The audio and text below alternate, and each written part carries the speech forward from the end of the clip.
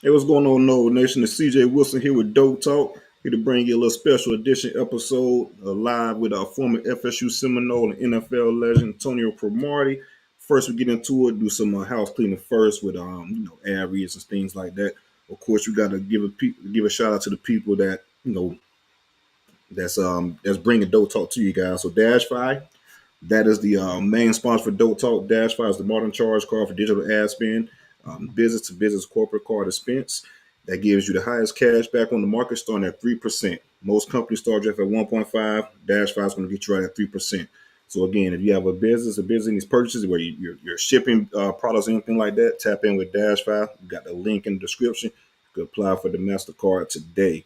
I'm going to go ahead and get started this interview, man. Got my guy Antonio Cromartie on. Make sure you guys like this video, subscribe to the channel, and if you guys have any super chats or specific questions for Crow, you go ahead and get those in. We'll get them answered towards the end of the show. Crow is good. What's good, man? Not much, bro, man. Glad to have you on and chop it up, man. It's been a while. I had you on the previous podcast roll up, but definitely had to bring you on the dope talk and get that one on one, man. Get that real FSU talk vibe going on. Facts, man. Yes, sir. But let's go ahead and start it from the beginning, bro, and talk about recruitment and stuff like that, man. You were a blue chip recruit, 5-star coming out. Hell, you had a couple 5 stars on that team. Just think about this: the roster you guys had at Lincoln. We talked about it before, but you guys are pretty damn loaded. And everybody know Tallahassee Lincoln nowadays and things like that, and just the name it carries, right? But a lot of people don't really know. Like you guys were pretty much the beginning of that name. Oh yeah, man. But you got to think it all started with Mike Gilliam, Mhm. Carfonso Thorpe, and all those guys, and then it just trickled down. The next year was you had Pat Watkins, grade three, um, who else? Buddy Williams. And I mean, you had a whole bunch of guys. You got to think about the secondary that we had too, though. Our whole secondary was Division One. That's crazy, right? So Pat went to So think Florida about it. State. You went to So Florida think. State. So you Greg went got to you what, got you Miami? got you got grade three went to Miami. Me and Pat Watkins went to Florida State. You had Ernest Williams that went to FAMU. Buddy Williams went to Clemson. We had Ron Gilliam go to Oregon. You had Mhm. Brandon Bradley, who had signed originally to Louisville, then went on his mission trip and went to BYU. Then you had Zach and Amin both signed with I think it was either FIU or FAU. That's on in the secondary. So I mean, bro, we had the secondary. We had the best secondary you can ever have in high school football. Nah, bro, that's a go to secondary, to be honest with you. I mean, and all great athletes too. Hell, you talk about you with 6'3", 200 pounds. Well, Pat was about running 6'5", right? Pat was 6'5". Our average height for our DB room was 6'2". That's crazy as hell, bro. And we talk about 2003, right? You know, a lot of people looking for big DBs nowadays, and hell, they're really not. They want the prototype in Antonio. Come on, let's be real, right? They saw what you did. They want the prototype of that. But you guys, like you said, in high school, 6'2" across the board is the average for DBs that you guys had at Lincoln. Yeah, man, we did, man. But we had some great coaches, man, from David Wilson to Coach Rice, to Coach V, who's coached all the corners. Like you got to think about Coach V had all them corners in his room. You That's know what I'm crazy. saying? So it's just like we all, man. It was just like for us, man. We all can. It's the competitive side is what made it the best. Everybody wanted to be the best. Everybody wanted to compete. And when we hit the football field on Friday nights, it wasn't no let's talk about it. Let's go out here and go make plays. Nah, we already knew what we was gonna go do because we was doing it in practice. Right, exactly, 100%. Let's go ahead and jump into your recruitment real quick now. So, like I said, you was a 5-star player, and you was the kind of first of your kind when it comes to a corner that size and that athletic, right? We Yeah. know the measure how you can run, jump, and things like that. Let's speak about your recruitment a little bit in some of the schools that was in contention, for your services. Give me like a top 5 things like that. You know, you have pretty much every offer in the country. What were some of the schools that you focus on the most down the stretch of your recruitment? Michigan, Miami. It was Michigan, Miami, Auburn, Alabama, and Florida. And that was my top five. It wasn't Florida State. That's what people don't realize. Florida State was not in my top five because there was a lot of stuff going on with Adrian McPherson during that time. Hmm. And that was one of the reasons I took them out of my top five. You know what I'm saying? I had committed to Florida. I had a solid commitment to Florida, but the place I really wanted to go was Michigan. And The reason I didn't go to Michigan is because they came to my in-home visit 2.5 hours late to my I grandma's know, house. I know mom's won't go in for that. Grandma, mama wasn't going for that. So when they got done, with the in-home visit, they slightly my mom and my grandma they got up and told them, we appreciate y'all time, but if y'all arrived at my house 2.5 hours late, what y'all gonna do with my son at the school? But that Y'all makes no sense irresponsible. though, bro. Because like you're a blue chip guy, one of the best guys in the country. I'm pretty sure you were a priority for Michigan. How did they come 2.5 hours late to an in-home visit? That's crazy. What was Well, their excuse or reason so for it? so check. My in-home visit was set for 7. They got in at 4. Plenty damn time. We know Tallahassee. If you get to Tallahassee Dude, within 4 o'clock, listen, you can make it. my grandmother stayed on Roberts Avenue, man, over in the trailer park, right there Oh by yeah, it's 10 minutes away from the damn airport. yep. You know what I'm saying? So it ain't much you can do in Tallahassee back in 2003. Mm-mm. It wasn't much you Exactly. could do. So, Yeah, that's a couple uh, turns there off of Roberts Avenue. That's a couple turns from you out there. they ain't but 2 turns, bro. It's 2 turns, like literally 2 turns to get to my grandma's house. If we 6 miles away, my grandma was 6 miles away from the airport. Stayed away from the airport. But it was just like, during that time, it was just like, nah, my son ain't going. I was like, man, I'm still going. I was like, I'm still going. But it was just like, once once Florida State came in and actually really started recruiting, it was a no brainer. You know what I'm saying? Especially when Coach Bobby Bowden and Jeff Bowden and Coach Mickey Andrews came in my grandma's office. Let me say came in my grandma's house. And it was like, nah, you going to the Christian man house. That's what school. So it was just like, man, it was fun though, man. Now, Uh talk about that in home though, because a lot of people, talk about the Bobby Bowden in home visits and things like that, and just how he could kind of swoon the guardians, whether it's grandma, mama, daddy, whoever it may be. So let's talk about that in home visit with Bobby and how that approach was.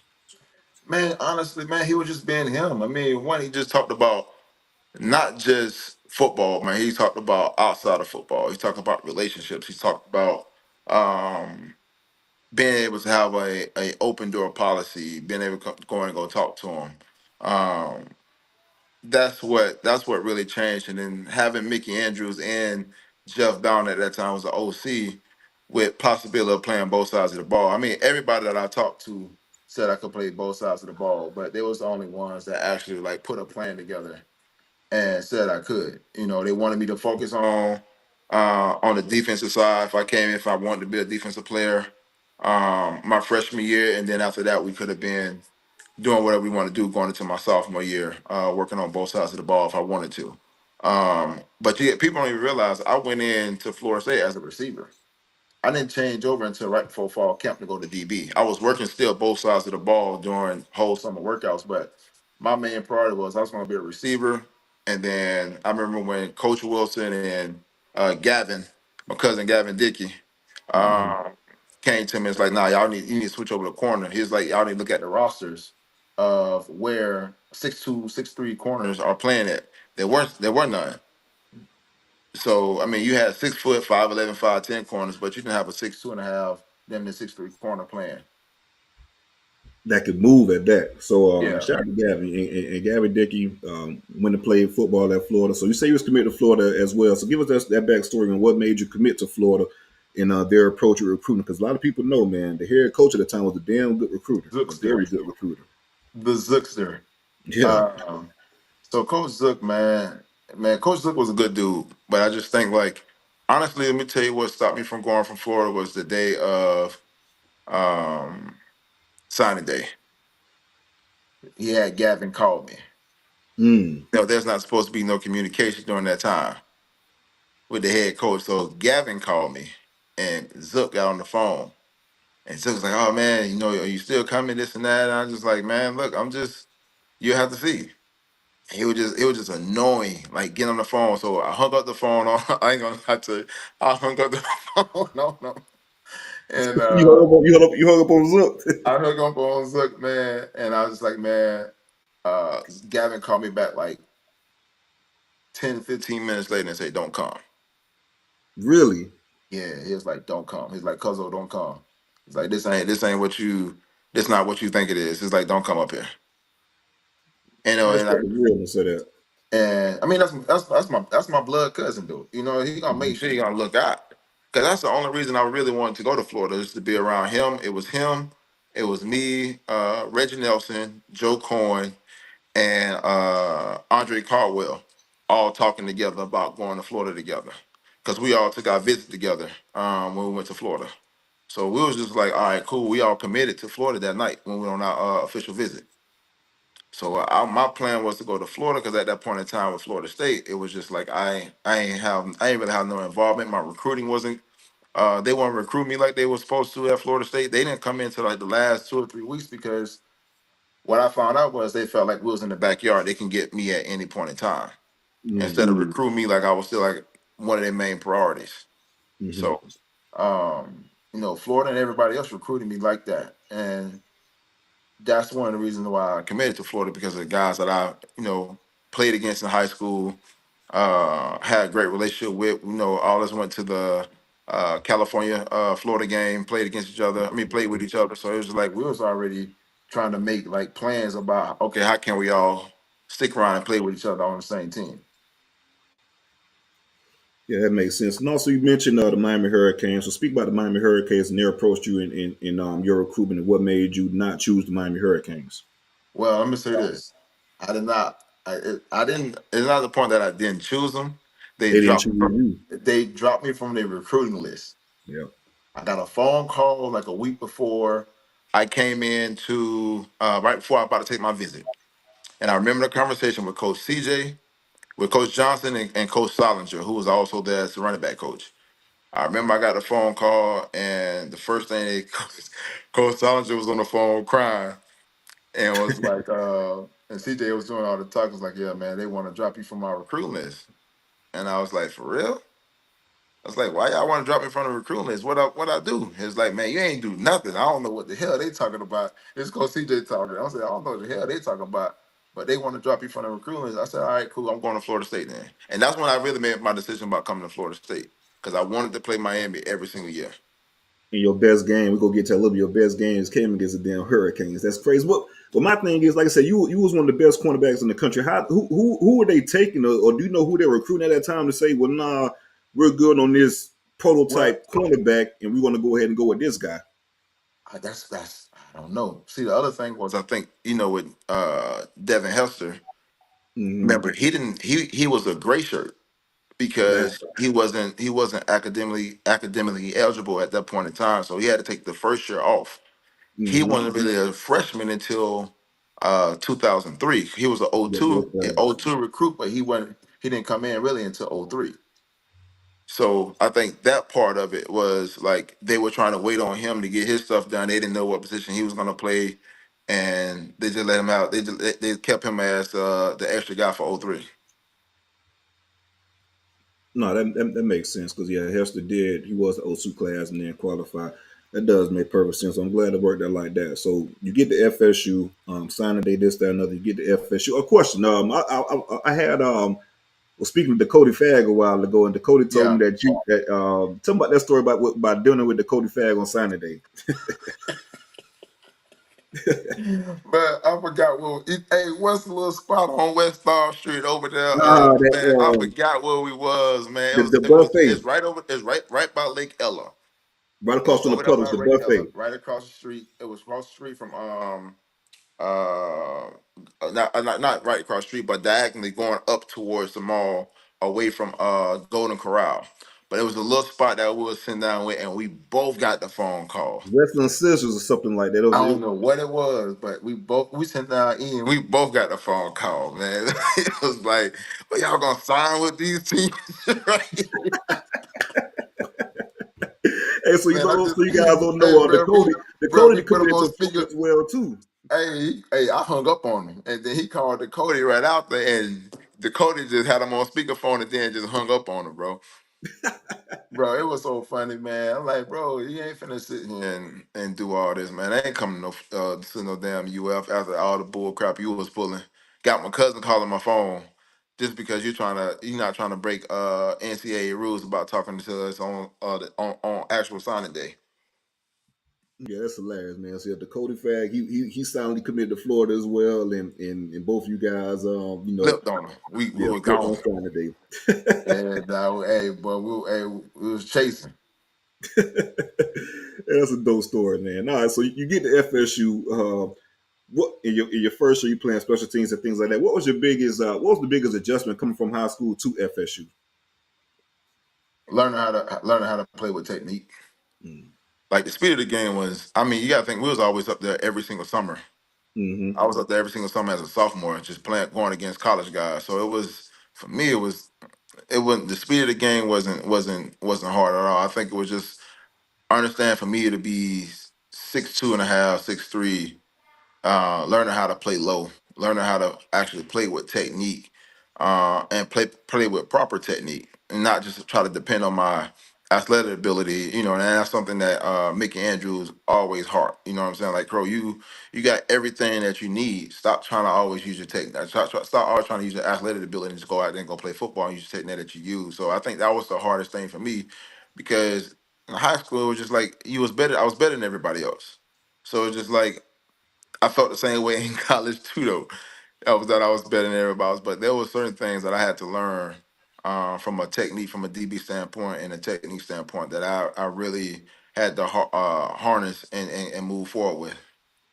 Bro, you're a big X and O guy. This conversation we had off air and things like that, just talking about ball and things like that. You bring up Mickey Andrews. So just talk about Mickey Andrews as far as, the DB technician he was as far as teaching and things like that, and some of the things that you took from Mickey Andrews and took it on to the NFL with yourself. Man, honestly, man, it was just finishing everything, dog. It was finish, finish, finish, finish, finish. Um, that's something that he's always harped on is finishing the play. No matter if I get beat, no matter what it is, don't give up because you never know what's gonna happen.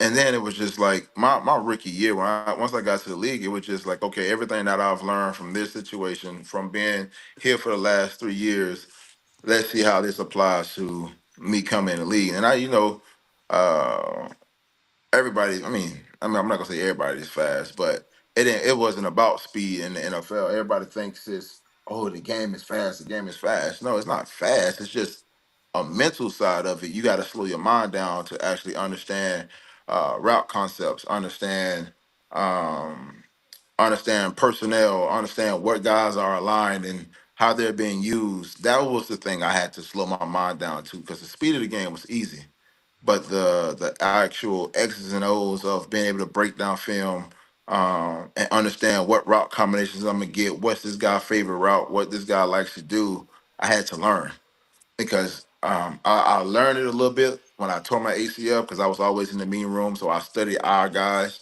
what they like to do when they first press, what they like to do versus certain things, what's their top favorite routes. When I got hurt, but it was just different when you're just studying one person or a couple guys. When you got to learn actually route combinations and understand route combinations and being able to communicate going through the zone. I think that was the biggest part. Is like I tell people all the time, it's not the speed of the game, it's the mental side of the game that you have to slow down because everybody's fast. Mm-hmm. No, that's a good point. Oh, so you go into your second year, and this is pretty much your breakout year. Like I said, you didn't start. I think you started one game at FSU. You said right, Yeah, I started one game. That was the Gator Bowl, and then the next that summer I tore my ACL. right. So you come into I want to say that was Labor Day, if I'm not mistaken. First game of the season. I'm not sure if the first game was it the first game of the season when we played Miami. Just talk about That's that remember it was the first game of the season because it got delayed because we hurricane. had a hurricane. So Yep. instead of us playing on that Monday night, we played on that I'm gonna say that Friday or whatever day we are supposed to play on. We ended up playing like on a Monday night or something like that. Hmm. I remember. So you had a conversation pregame too with someone, if I'm not mistaken, in regards to that Miami game, right? Man, I was Someone on the on. opposite end. Man, you know who I was talking to? I was talking to Coach Solinger. Mm. I was talking to the running back coach, the one that coach crying on the phone. The one I was crying on the phone because honestly, I remember my freshman year, we had that rainstorm, and remember the pipes had bust underneath the stadium because of the storm. So the There field wasn't no was soaking drainage wet. either. I mean, the only thing I played was special teams. I got in like a couple plays because I think that's when the hit with Stanford Samuel and Roscoe Paris happened. and then Stanford came out, and I was able to go back in for a couple plays. So I didn't play that much my freshman year. So I didn't get a chance to see Coach Salinger, Coach CJ, and them. I didn't get to see none of them. So that following year, when I was playing, when I thought I was gonna be starting, but and going into that game, you know, Coach Salinger come and speak to me, and he was like, "Man, I fucking hate it. You should have been here, this and that. Don't do us too bad." I said, "Shit, I'm finna try to do y'all dirty." I was like, man, I'm And that's finna try to exactly do y'all dirty. I said, I hope y'all throw the ball to my side, man. And And that's it crazy. was, Through the ball but to it your was just, side, you had a pick, you had a big fumble return for a touchdown. And mhm. it's crazy. The plays you made in that game, they look different. You know, they look like, well, damn, who the hell is this guy? They were some explosive ass plays. You know, I tell people all the time, you can make plays in football, this, that, and other. But some plays or some players just look different when they make certain plays, right? Yeah. And you fit the bill in that game. Everybody was like, well, who the hell is this guy right here? Yeah, that was coming out party for me right there. Then it's like, but the thing about it, it still didn't start. Mickey Andrews was trying to keep me. Well, I think it was part of it too. It was you know how it is, man. When you put a young kid in and he becomes a starter, he didn't want me to have that element of not being humble. You know what I'm saying? Continue to work hard, continue to push yourself and become the starter. You know, like I tell people all the time, the only reason I started the Gator Bowl and had the one star is because um, the Leroy Smith broke his forearm. And that's really realistically that's the only reason I started in the bowl game because he broke his forearm against I forgot what team it was. I think it was against Clemson or somebody that he broke his forearm in. So that was only the game. That's the only game I started. I was in 25 games. So and I didn't, like I said, I didn't play my junior year because I tore my ACL on the damn high school kid on the damn jump ball. I remember that kid was, I think it was Tony Wilson too. The kid ended up going to Georgia, if I'm not mistaken, Georgia, right? yeah, yeah, Yeah, yeah. I wanted to yeah. slap his ass in the mouth because he was going up there like, "Oh, he tore my ACL." Did you ain't tear my ACL, bitch? I jumped up for a football. So Crow, crazy story, right? So Tony ended up going to Georgia, like I said, but he's from Daytona. His senior year, Yeah, he ended up transferring to Cookman. His senior year, and I was like, hold up, man, Tony, you want to get my boy hurt? You know what I'm saying? The one on ones or whatnot. He laughed about it, like, yeah, man. You talk about that story all the time about how y'all was doing one on ones. I'm pretty sure he was talking big shit, trying to get you out there to check him and things like that, and and that's exactly listen, how it man, I went, was right? I was untying my shoes, bro. My shoes were off, and I was finna get ready to go. Damn, And I put back on my shoes to go one more rep. I was just like, fuck it, it ain't nothing but a rep. that's crazy. Went up to go jump for a ball to my ACL. Damn, that's crazy, man. So let's talk about that for a second. You tell your ACL, and this is coming into your big junior, right? Everybody's talking about you. You know, you're supposed to be this, supposed to be that. All ACC, whatever it may be, just pretty much the premier defensive back in college football, right? Yeah. That's something you tell your ACL. What was your thought process mentally when you went through that? Honestly, bro, I just set goals. It wasn't even I was like, I'm trying to get back as quick as possible before I can play. That was my whole thing.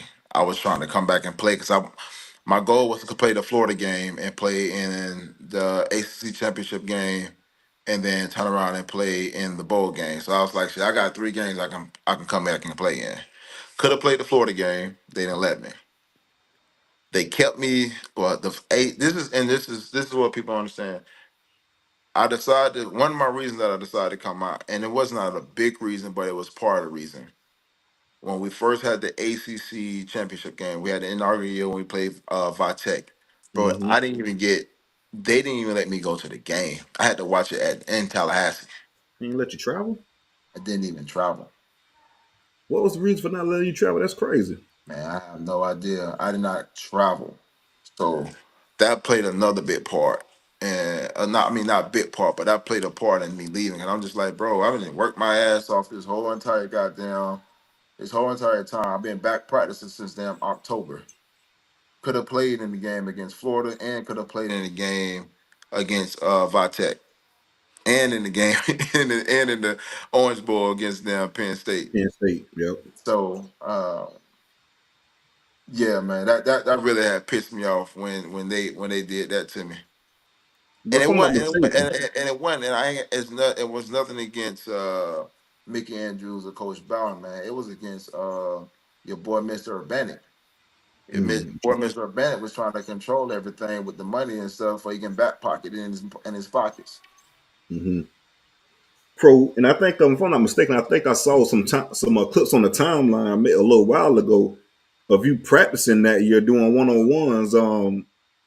If I'm not mistaken, making some plays. Man, I was making plays when I first got back from my ACL with a knee brace on. Question, course. So you everybody talk about the of course you got the physical side of the rehab when you have an injury like that, but what about the mental side of it?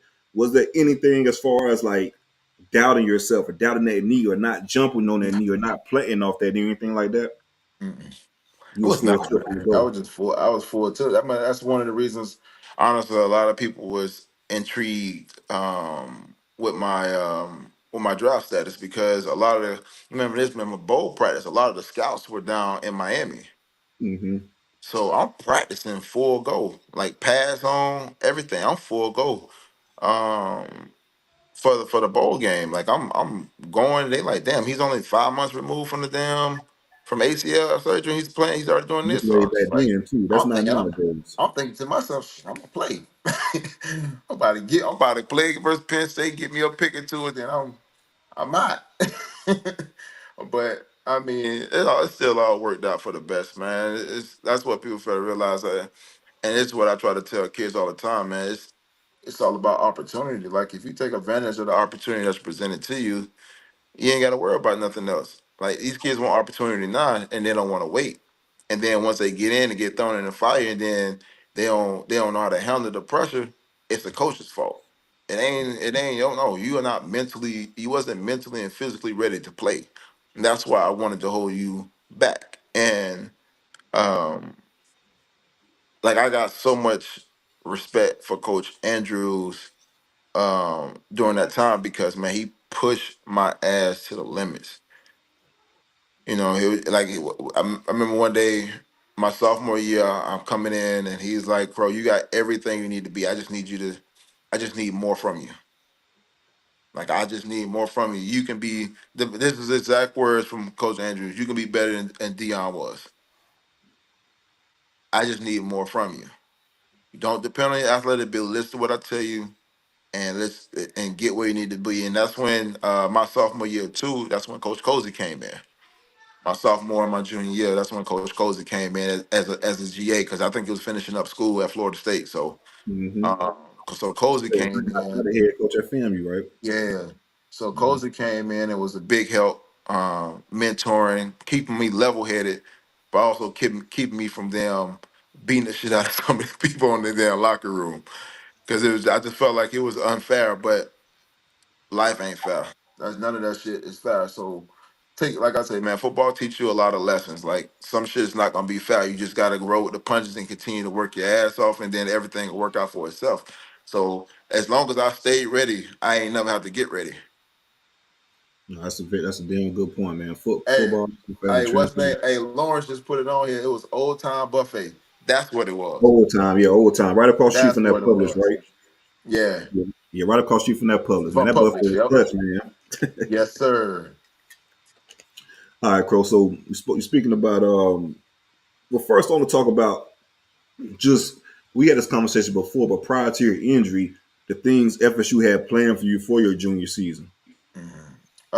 I probably before I got hurt, and even after I got hurt, when they wanted me to come back to school, the whole talk was one of they already knew I probably was gonna win the Thorpe Award that year if I would have played my junior year.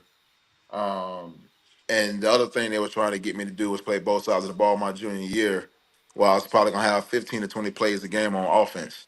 Um, where I mean either I'm designated for me to get the ball 50% of the time, and then other times I'm decoy. So it was just like they wanted it was another for a Heisman hype, and also that was the other biggest thing was the Heisman hype too. So it wasn't just about Thorpe Award; it's also about the Heisman side of it too.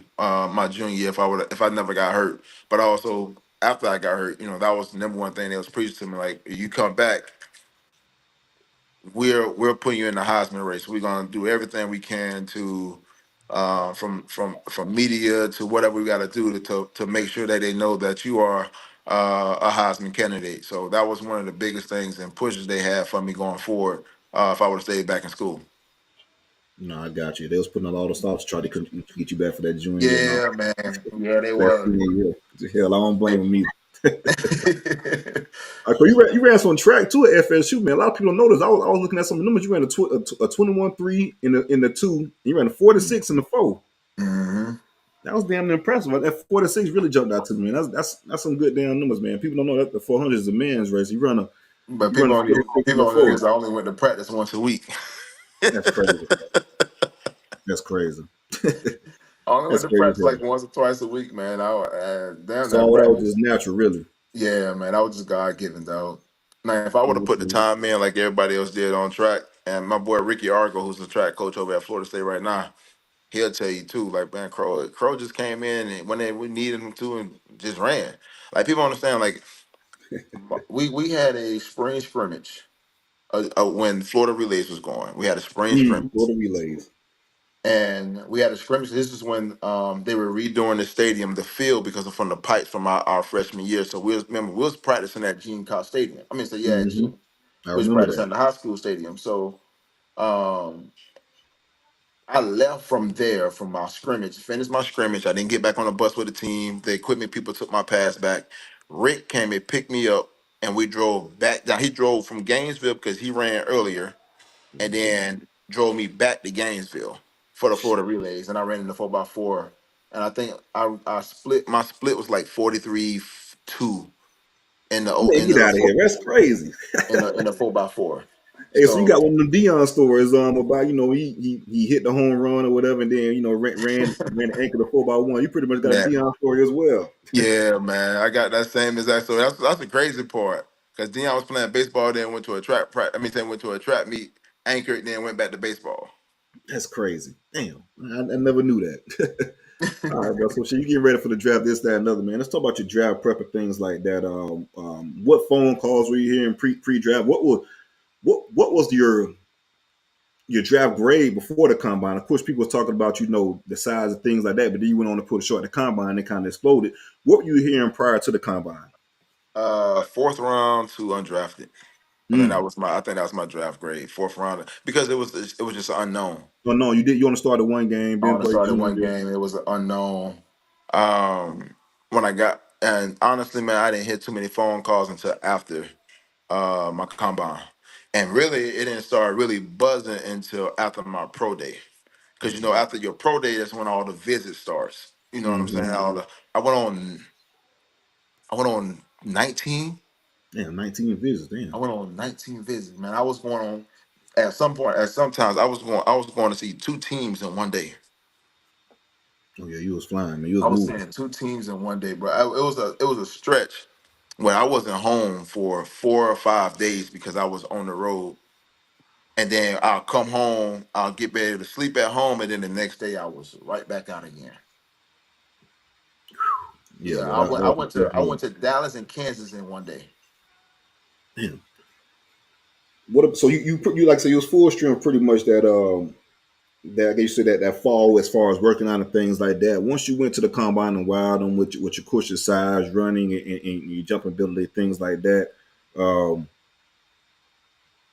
how was it after that? I guess you could say you're pro day, but just the buzz going from that fourth round until damn first round type of draft pick, day one type of pick, whatever it may be. How did that buzz change from that fourth round to I guess like I said pre workouts to first round buzz and taking all of those visits and things like that? You know what? Honestly, man, I don't know because I didn't really pay attention to the buzz at first. I was just doing what I was doing the hell I need to do. I didn't really want to hear about it. I just wanted to, what I'm saying, like go on my visits and just hear what teams had to say. And I'll give you. I met first time meeting Coach Rex Ryan. This is, I mean, well, not second time because I met him at the pro day, and I remember going up on his visit, and he told me straight up, he's like, "Crow, um, we gonna pick Nada. If he's there, we're gonna take him with our first pick in the draft." Mm-hmm. and because we got to protect Ray Lewis. You know what I'm saying? That's his No, exact because Ray words. went. People don't know this. Ray went and complained to them. Yes, Once Ray sir. lost Goose in them, he said, "Nah, bro, I got to Hmm. get some big guys up front to keep me free." Yeah, so they went and got Nada because of Ray Lewis, and he was like, "Crow, if you're in the second round, I want to draft you." And I told him straight out, I said, "Coach, I ain't gonna be there in the second round." Right. That's exactly what I told him, man. And we sit here and laugh about it. He said, "Crow, you online? You told me you weren't gonna be there." Man, But I imagine you're in told him, Baltimore with that damn defense with Rex Ryan, coach. You got Rex Ryan on the back and see, end and the thing with about the it is, Jets. so people don't even realize Rex wanted me to play safety. Oh, really? Yeah, it was two teams or three that actually really wanted me to play safety. That was New England. Um, that was the Bears, and that was Rex. So they Mm. really want me to play safety. So they wanted me to be back with Ed Reed. So they Mm. wanted me and Ed Reed on the back end because they already had at that point in time. Remember, they had Chris McAllister and they had Samari Oh, Rowe yep. at the corner position. Even though Remember Samari Rowe FSU. was on his way out, but Mm-hmm. that was that was a position they wanted me to play with safety. Yeah, Chris was a pretty big corner as well too. People Yeah, don't really know that. All definitely. right, It so was shoot, six. you get no, you go ahead. What you said? Nah, I say it was a 6'2" corner Yeah, yeah. Chris was a big corner as well. Let's talk about draft day, man. It's crazy because I was at your actual draft party. at the moon, baby. Moon, right? You had your draft party at the Moon. Let's talk about, man. That joint was crazy. Man. You had it roped off. Just everybody you had that secluded party that was in the Moon. Of course, ESPN was there with the cameras and stuff. But to see that, like for me, as a little middle schooler, whatever, a middle schooler, just to see, damn, like kid from the city, pretty much got the Moon roped off, getting his name called on national TV, man. So how was for you, rather just get your name called and get drafted that night, It well, was that day dope. rather. Yeah, because it was during the day. Remember, they did all four, first four, like the first four rounds on Saturday. It was Yep. dope because honestly, they had asked me if I wanted to come up to New York, and in New York, they only was allowing like 10 people to come at that point in time. I don't know how many people they allow now, but they was only allowed 10 people, and I was like, nah, I'd rather have mines um, at home. You know what I'm saying? So um, had it at home, man, and honestly, I knew there was two teams in the well, three honestly. But I knew the two that really wanted me, and that was the Chargers and Chicago. Chicago was at pick 24, and the Chargers was at 19. So I knew in the first round that I was going to leave just because of those two teams with Lovie Smith at that point in time. So it was just a wait and see, and I wanted to see everybody that got drafted in front of me. Um, and just see how it went. Like I said, man, like I tell people all the time, I missed the whole entire year, and still it was 19th pick overall. Even though I think I should have went higher, but I'm grateful for where I was.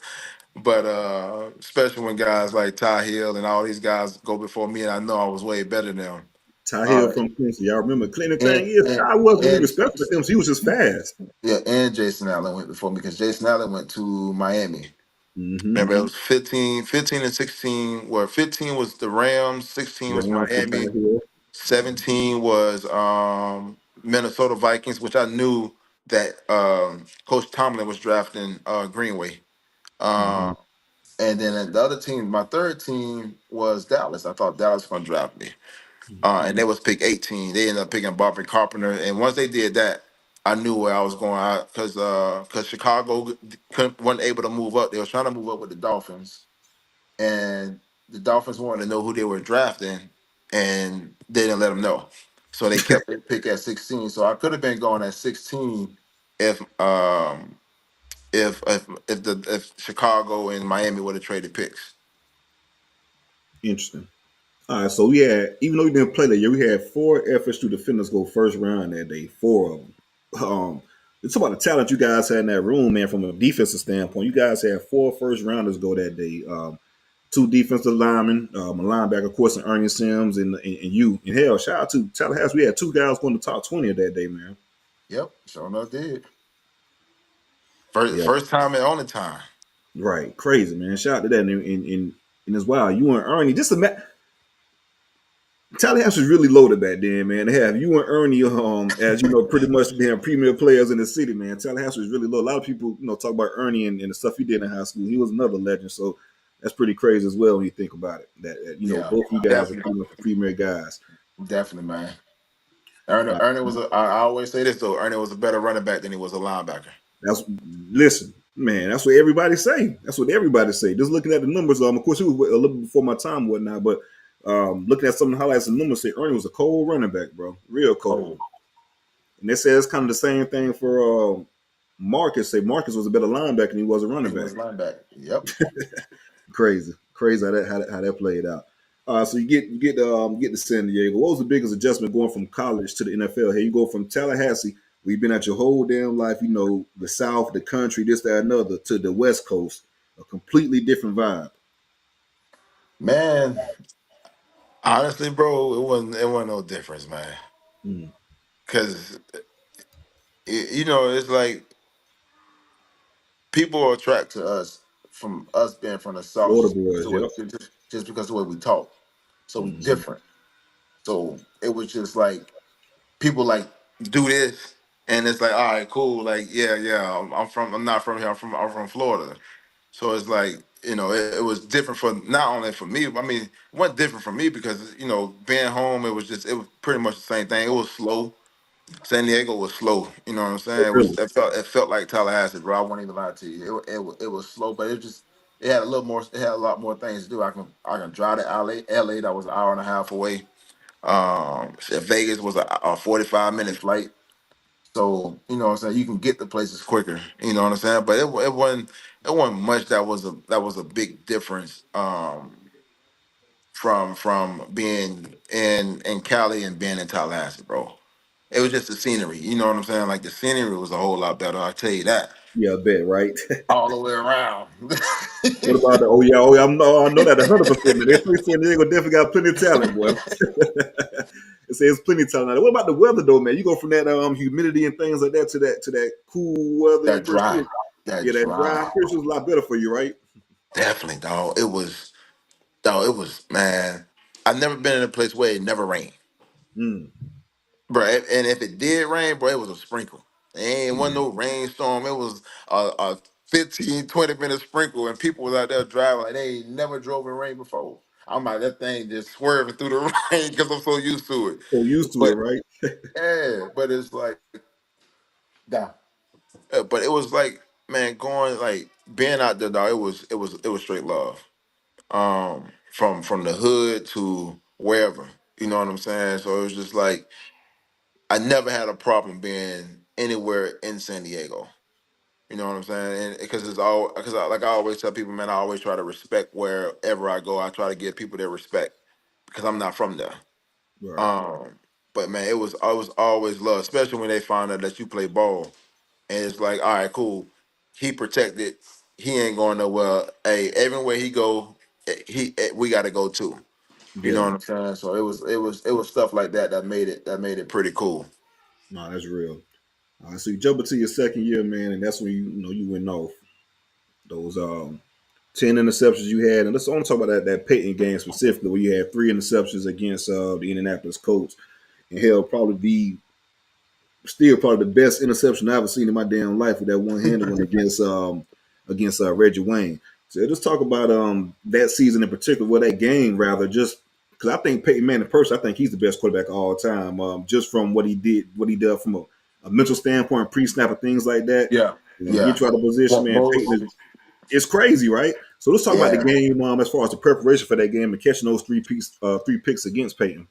Well, you got people don't even notice that's my first. That was my first start. Oh, really? That game was your first That start? that game was my first start. Um, but I think like for me, the turnaround point for me that season was I was starting to play well, and it just clicked. I was like, man, look, like I'm about to just take over. I just said it just like that. And God rest his soul, my boy Paul Oliver. He was with me that night. And I was like, Mhm. bro, I'm about to take over. I'm not playing no more. I'm finna go out here and go take over from practice every single day to game time. And I think that's what helped me elevate just my mindset just changed, like going into that season. But leading up to this game, man, it was like, okay, you gotta make everything look the same. Mm. Don't give him anything that can key off what we're playing coverage wise. Um, and just go play football. So you know me, man. I'm like, man, shit, man. I'm playing against Peyton Manning, shit, man. I'm like, God damn, like, shit. I'm like, man. I watched this motherfucker play at Tennessee. Now I'm playing against Peyton Manning. I'm playing against Reggie Wayne. Marvin Harrison didn't play that game. No, nor did Dallas Clark. In that game, I'm like, damn, man. I'm playing against some goddamn legends right now. And I remember the first pass on my side, bro. I got a double move, Mm. pass interference. but that pass interference helped me calm my nerves. Because 2 plays later, I ended up getting the first pick, and then it was just on from there. And I always try to tell a lot of people, man, people got to understand, like, them picks ain't come just because of me. Like, if you watch the game, bro, man, our front four, bro, Yeah. was whooping ass, boy. Sean Merriman, Sean Yeah. Phillips, Maryland, yep. Mm-hmm. uh, Luis Castillo, Marcus Harris, Jock Cesaire, all them guys was like getting out the fucking page. So like people understand, like if you put pressure on the quarterback, you get him off his spot. The greats become average, Mm-hmm. and when you move them off their spot, and that's what they did a hell of a job of. Like the one-handed pick, people don't even understand. Like Merriman was at his ankles, like Yep. getting ready to tackle him, so he couldn't step into his throw. So the ball floated, and I just, man, like any other time, shit, just try to go up and go get that bitch like it's a rebound. Yeah, but you definitely did that, man. That shit was aggravating as hell. I think you even had it on the picture at your camp that following year too on the t-shirt, Yeah, if I'm not yeah, yeah, mistaken. we did. You know we did. We had it on the t-shirts, though. We had the crow with the catch in between the O. Hell Yeah, yeah, man, I remember that shirt was crazy. But no, it even if I'm not mistaken, the AFC Championship against the Patriots, you picked off Brady as well too, correct? yeah, I picked him up in the end zone, and I just needed one block. I would have went Yeah, 107 with exactly. it. I just needed one And that's the block. thing too. You was on go. As soon as you picked it, you want no hesitation. Man, You was on listen. go. So we go to the Pro Bowl. I go to the Pro Bowl that year, make my first Pro Bowl. And I remember us sitting down on the sideline, and I'm talking to Asante Samuels, and I'm talking to Vince Wilfork. And they said, "Crow, when you picked it off, we was already walking down to the end zone for field goal." That's exactly what they told me. That's like, "Crow, we was already walking down for field goal because we knew there was nobody on that team that was gonna catch you if you got to the open field." Mm-hmm. Yep. Because hell, even then that same season, you said that you was just snapping left right that year. You got the longest play in NFL history, Yeah, 100, and how and we 109 and we yards. and we also gave up 296 yards to goddamn Adrian Peterson that game. Yeah, that man. He was different, wasn't he? All That's right. day. People talk about like you say your play, but yeah, AP did go off in that game. I remember remember Yeah, that vividly. 296 though. But speak about that play, man. You catch that play, man, and what I guess before the ball was even kicked, it was a long field goal, of course. Did the coach tell you to go back there, hey, just in case this, Nah, that, and other? no. I just went back. There's a 58-yard kick. I think Long at that point in time was 58 Hmm. in his career. But I just went back. And what's crazy about I'm talking to the refs, the refs was like, do not jump up and block the ball on the field goal post. You can't do that, Nah, man, that's a really? penalty. Okay, So it okay, was okay, like okay. they were joking with me. I was like, man, if it get close, I'm jumping up and going to go get it. But end up falling short, catch it, bro. And after that, man, you got offensive linemen and tight ends on the Yeah, field, team, yep. kickers and holders, man. Ain't nobody else catching on the football field. Right. Um, from that point, guys threw some great blocks, and man, it was just good from there. So did you I think did you when you caught the ball, did you see exactly where you were on the field at that time? Did you take a glimpse? Bruh, if you look at the picture, I ain't even looking where I'm at on the ball. I'm looking where I'm at on the field. It's crazy. I'm looking Player straight never be ahead, try to broken. figure out how I'm gonna run the ball. Player never be broken. So, Crow, Never be broken. looking back at your career, you played against some prolific receivers, right? So, I'm Mhm. going to put you to the test a little bit. Give me your top five receivers, and give me that you played against, and tell me your why behind the top five. First off, I gotta give all respect to my boy Torrey Holt. Boy, he Tory. put he put me in the blender. my rookie year. Uh, made a catch on me that on the sideline. I was like, ain't no way in hell he caught this ball. But Torrey Holt, number one by far. Just about guys I played against. Ocho, just because man, it was always fun playing against him, man. Him and TJ Husmanzada blessed me real well my rookie year. I think him and TJ combined gave up like 290 something, man. Well, you had a I, game I winner. had I had it, man. They had a game against me. I Yeah. think I gave up 2 touchdowns that game. Um, but Chad was another one. Reggie Wayne was always fun to play against, man. We always battled. Brandon Marshall's another one because we played against each other Mm, 12 times, man.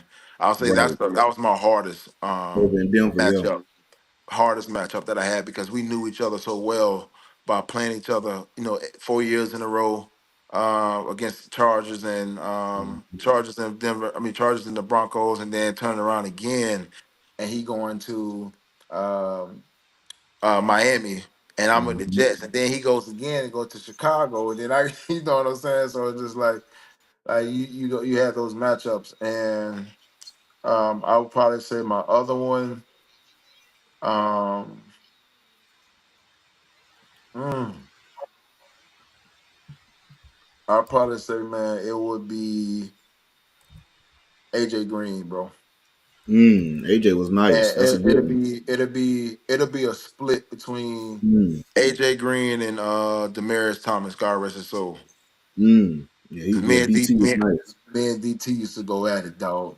That was my that man. We went at it. It was and it was kind of like that matchup with me and Brandon Marshall because they same body types, man. But Mm-hmm. but DT was 10 times faster. Yeah, that dog. You Because know yeah, he could come out of Georgia Tech. He was, they ran that clunky that offense. wing that triple option wing T whatever type of offense. Yeah, with Paul Johnson. But yeah, like I said, Mhm. DT was explosive. Very I like it. dog. That's a solid top five. So Corey, man, you had a long NFL career, man. Just looking back, this your football career in general. Your playing days coming from, like I said, coming from Tallahassee, man. What are you most proud about within your career? Um, man, I would probably say everything, bro. The memories, the downfalls, um, man, everything about my career from high school to pros, the friendships, man, that you create, man, those lifetime friendships, man, and people that you can genuinely just call and just talk to, check in on, that they become your brothers. You know what I'm saying? Like, man, I like with Jam, with Brandon Marshall, Mm-hmm. man, Mike Sims Walker. Those guys like my brothers, Ernie. Ernie's like my brother. That's my brother for life. You know what I'm saying? Like he can't do shit wrong. Around me. You know what I'm saying? But that's just what it is, man. You know, Ernie family took me in. You know what I'm saying? So that's like those memories there, like it's everything to me, bro. But it's just the memories and the friendships that you create, that you are the most grateful for during that time. Like the playing experience is cool. It gives you a lot, but man, the bonds that you build with your brother, that brotherhood is just something different. No, that's real, man. That's real. I agree 100%. Let's talk about FSU a little bit, Crow. Let's talk about this 2023 season. What were your thoughts on the season with FSU? Regular season 13-0. Of course, it was a playoff snub and things like that. What were your thoughts on the season and how the team looked this year and how they played this year on the Mike Norvell? Man, they play. Man, they play. They like the old Florida State dog. Defensively, Man, so not to cut you off, bro. The Florida game in that ACC championship, like I'm watching, like brother, a lot of this shit remind me man, of some Mickey Andrews defense. Like them boys was playing relentless. man, listen, that ACC championship game, that game reminded me of the Kansas '93 team, Mm, but they had that 10 play stop. Yeah. When we needed a play, that defensive line was hunting. Them Mm-hmm. linebackers was hunting. And that's what you love, man. That's what you love to see. And it was so much. And I'm so happy for my boy Sertain because I was going after that job. Mm-hmm. I I remember called Mike. that. I like Mike. Hey, dog, let me come in. I want to come back home. But I'm so happy, man, that Sertain got the job, man, because the improvement that he's made on the back end has been fucking tremendous. And big ups to him. Big ups to what he's doing. Big up to the support staff that's there, because I think Kewan Ratliff is still there, and all those guys are still there. And man, it just speaks volumes of what that staff is and what that staff can bring.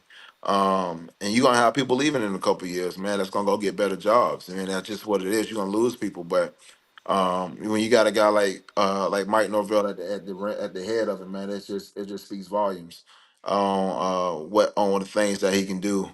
Um, and man, I'm super proud, man. It just looked like the Florida State of the old, and that's what we all need, because everybody know once Florida State start winning, we already get enough hate as it is. They hate us when we lose. Mm-hmm. They gonna hate when we win. They gonna hate us even more when we win. So, um, man, I love what Coach Norvell, Coach Atkins, um, Coach Full, and all them boys are over there doing, man. It just speaks volumes on the process. I know I gave their ass a hard time when they first got in. I gave their ass a headache, but it's just a tradition of understanding what the standard is, and the standard is back. And that's what it's about, getting the standard back to what it was, and getting it back to where it is, and continue to build on that every single year, because there ain't no window in college football. I don't care what nobody say. Ain't no such thing as a window. Every year is a damn window in college football, to go out and go win a national title. So just continue to build, and I'm happy for what they're doing. Yeah, you brought up a point I also asked you about too, about the DBs and and the job Pat did. Dig a little deeper from what just looking at the play from the defensive backs. What stood out to you this year from past years to me, like, okay, yeah, these guys are on the right track and getting coached up the right way and playing the right way. They were looking for the damn ball. Right, Find, lean, look, and locate the damn ball. Then go up and go and attack it. right. Um, that was the biggest thing, man. When you can find and locate the ball, man, and go attacking, man, you give you a chance of opportunity. You give yourself a better opportunity of making plays, but also giving the offense back the ball. And I think that was the biggest thing. That was the biggest difference that you saw. I thought the technique was a whole lot better. I thought they understood what they were supposed to do. I think the terminology of the defense was a little bit easier, understanding of what the things they need to try to do on the back end. Thought the communication was well. You can see them on the field communicating very well, man, and that's what you need on the back end. We the last line of defense, so everybody need to be on the same page. If you're not on the same page, that one person get fucked up. It's bombs over Baghdad. Yep, facts, 100%. Last question on this FSU 2023 season. Like I said, it was a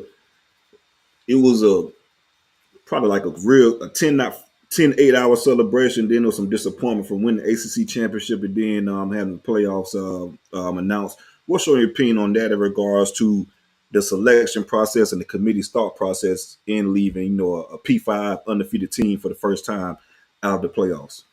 Well, Disney own ESPN, don't it? Yeah. Who got the biggest contract with ESPN? Mm-hmm. The SEC. You're not gonna leave an SEC team out. I'm sorry. That's never gonna happen, and it has not never happened in the BCS games. It's not gonna happen. That's where the money is. So, I mean, you hate it for them that it ended that way, but it wouldn't have mattered. I'm just being real with you. If Georgia would have won, they was gonna have Texas jump us anyway. You think so? Oh, 100%. Yeah, that'd have been 100 crazy. I 100%. do think if FSU, even I think a full strength, I'm not gonna say a full strength.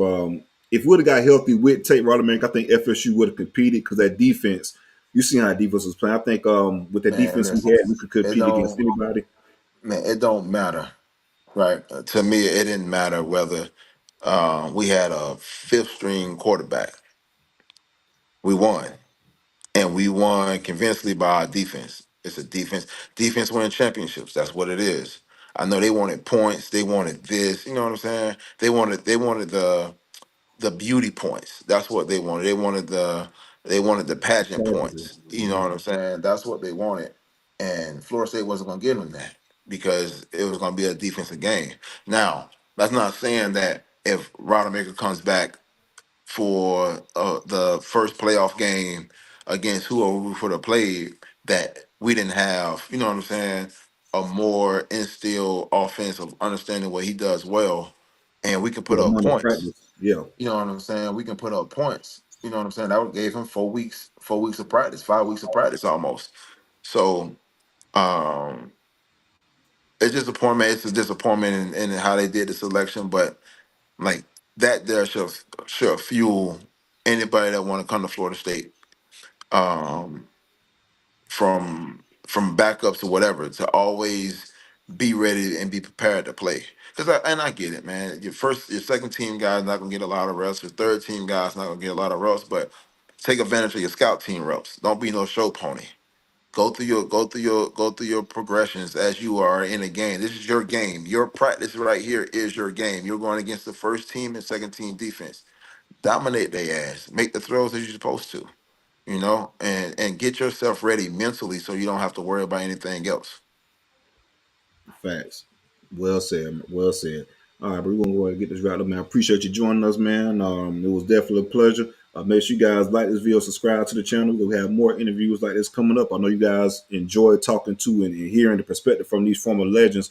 We're definitely gonna have more for you guys cooking. Make sure you guys like the video, subscribe to the channel. Go Noles. Go nose, baby.